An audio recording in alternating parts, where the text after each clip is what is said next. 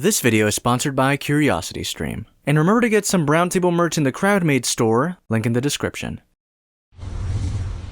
Alright, let me level with you for a second. I've never played a single Mortal Kombat game other than Mortal Kombat vs. DC, and I'm only just now starting to play Mortal Kombat 9. The reason being my parents thought it was too violent, and to be honest, for my 12-year-old self, it probably was. So while you might think, ew, that's cringe, this puts me in a unique position for the Mortal Kombat movie. I know how cool these characters can be, but I don't really know enough about them to care about the lore. So whatever the Mortal Kombat movie does, I can accept. The only problem is that the Mortal Kombat movie is not very good. I think the best way to describe the new Mortal Kombat movie is like saying it's a late 90s, early 2000s film with the CG of today. It's cheesy, it's wacky, and most importantly, it's boring. There's so much this movie has to offer, but it never seems to understand what its best parts are. And based on what I've seen, it skews Mortal Kombat lore so much that if a few more things were changed, it wouldn't even really be considered Mortal Kombat anymore. Now having watched the movie a third time, I can officially say the film is mediocre. But the worst part is that it's forgettable. But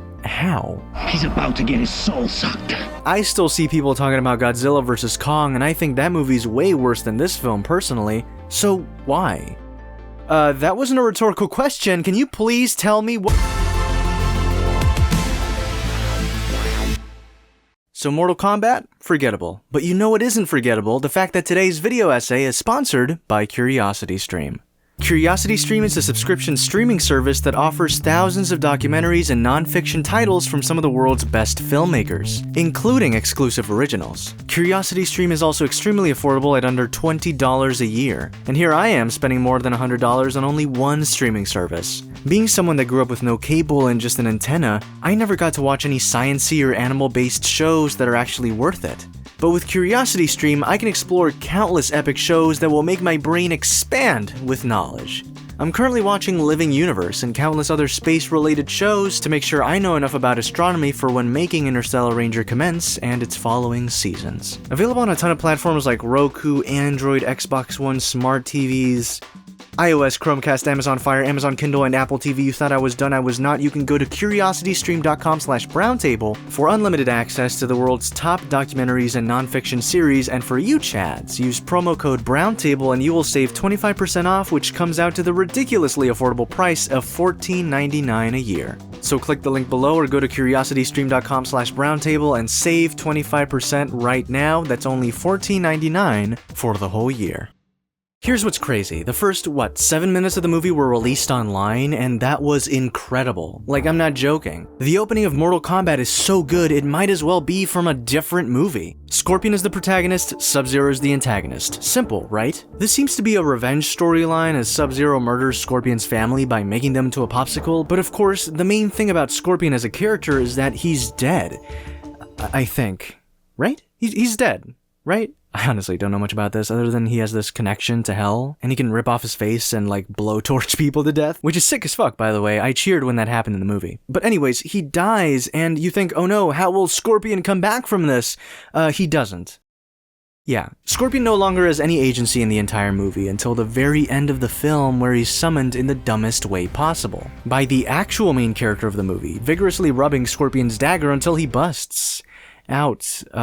Phrasing. Speaking of main characters, we have generic dude, I mean Cole Young. The actor playing him is Louis Tan, a dude that has incredible acrobatic and martial arts skills, so props. The problem is his acting is trash! I'm so sorry, dude. And even worse, the writing does not help at all. Cole Young is meant to be this underdog that becomes the quote-unquote leader of the Earthrealm group, but he has absolutely zero screen presence. And that's probably because he's drowned out by a much better performer, Josh Lawson, who plays Kano. And actually, Kano is the only character who keeps the film watchable through its second act. How about I take that stupid fucking sombrero you wear and shove it so far up your ass you start speaking Spanish? How does that sound? In all honesty, his writing is like on another level completely. and I think it's down to the writing not giving the other characters much to work with, as most of the characters are stoic as hell, and he's engaging, funny, and has tons of charisma. It's a complete 180 to Cole Young, who's a passive character, only going through the story because he has a birthmark that looks like a dragon. Oh my god, this plot is so stupid. A lot of characters decide to fight because they think they have some sort of duty or responsibility, which is just not very interesting and feels really weak. And because we can't latch onto our main character, and since the story is so flimsy, and since the best character, Scorpion, is sidelined until the end, the movie becomes more and more forgettable by the second.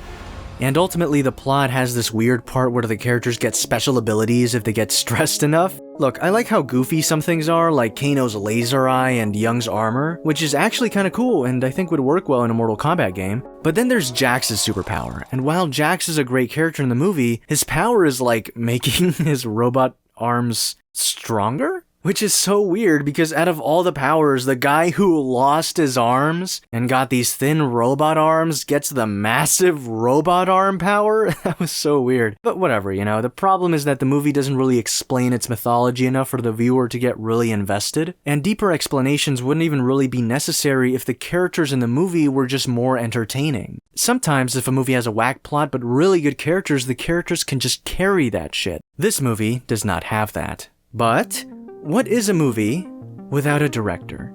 It's a director's job to make sure everything flows and everything fits, so I want to say congrats to Simon McQuoid, because he's only directed commercials before making this movie. And trust me, the movie could have been a lot worse for a first-time movie director. That being said though, I think they should have gotten a more experienced director to helm this film because wow, there are some choices. The pacing of this movie is off the chain. It goes from perfectly paced to a bit slow, to too fast, to stupidly slow for so long that it's just a drag, and then we're already at the third act. The Mortal Kombat movie doesn't even have the Mortal Kombat tournament. They do this weird, we'll bring the tournament to them idea and just have the characters fight in mini-matches until we reach the final boss, which is Sub-Zero. And as all this goes on, we hear that Earthrealm is in danger, we hear that there's this giant armada that's about to take over, but we never really see it. All we ever see of Earth in danger is just a solitary Sub-Zero targeting Cole and his family out in the open, but that's it. And in a way, I get it, it's supposed to be connected to the main characters, but since we can't even connect to them, then it's harder to care. Oh shit, I forgot to talk about the editing. Wow, okay. The editing is awful! Like at the beginning, it's perfect. Past that, they drop the ball half the time. The fights feel too slow. They could have probably been sped up in post and it would have worked better. And there's so many quick cuts that it feels jarring and not purposeful. There's a cut in the movie that's literally like less than a second long. Are you ready for it? Here we go. Bruh. Look, all I wanted was violent stuff, brutal fatalities, and cheesy ridiculousness, and a third of the time the movie does that. But the other 2/3 of the movie just cannot deliver because the editing is so bad. And for some reason, some shots are filmed from so far away. Like, way too far. It doesn't even feel like you're in the action, it just feels like you're watching it happen, if that makes sense. The entire Liu Kang vs. Cabal fight, it feels so weightless and slow, and it feels like nothing can happen to either of them. There's cool fatalities, sure, there's lots of references, sure, but the movie feels more style rather than substance. Every article I read, every time I heard people mention this film, it was all about how rated R it was, how edgy it was, how it was gonna be so violent and the people who enjoy the games would love it. But, you know, a cool death is just a cool death. And this isn't a game, this is a movie. And a movie's gotta have a good lead, a good story, and a compelling villain. Not a bland lead, an okay story, and a villain that has zero connection to the hero past the fact that he killed someone and his family like hundreds of years ago. That's probably one of the most confusing things. Cole has pretty much no connection to Scorpion. It's played out like they're father and son, but it's not that at all. So we have a weak story, one that isn't engaging enough, doesn't explore its villains, and barely explores its heroes, so we also have weak characters because of this. Ultimately, all that's left is the message. What is the movie trying to say? Through a character's struggle and eventual overcoming of said struggle, we can discover the theme, the message. Great movies can become instant classics with a good message. For example, take Zootopia, easily Disney Animation's best film since Tangled, because those final 30 or so minutes just kick you in the face. But Mortal Kombat shoots itself in the foot because it has nothing substantial to say. It isn't about overcoming something to gain greater power. All our heroes have to do to get their powers is get angry. That does nothing for me. It isn't how important family is. Cole literally considers his role in the Mortal Kombat tournament more important than anything else. And he again also has like no emotional connection to Scorpion. Like imagine if the film had this baby as the protagonist somehow. Like come on, Sub-Zero is hundreds of years old, so there's ways, you know, there's ways the plot can do this. Then, this scene would have actual weight. Scorpion has a second chance to save the child he failed to save once before. Just something, movie, give me something. If it wasn't for Kano and the opening and final fight of this film, this movie would probably be worse than Godzilla vs. Kong for me, and yeah, I'm one of those people that doesn't like that movie. This movie's probably better than the previous 2 Mortal Kombat movies, but again, that doesn't make it good. And sadly, it's kinda left the general audience's mind already. Will people still want a sequel? Of course. The movie isn't terrible, just forgettable. I want a sequel too. I just hope it's better than the first.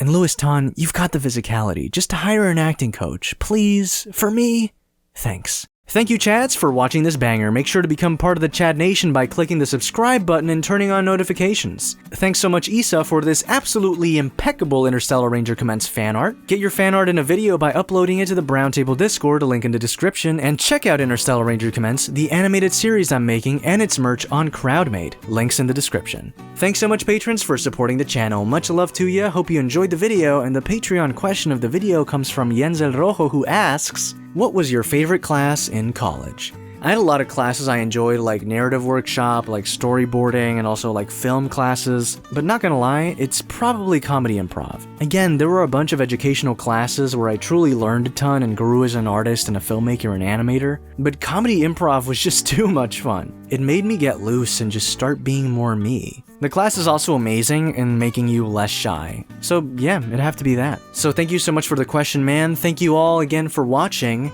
and I hope you come back to the table.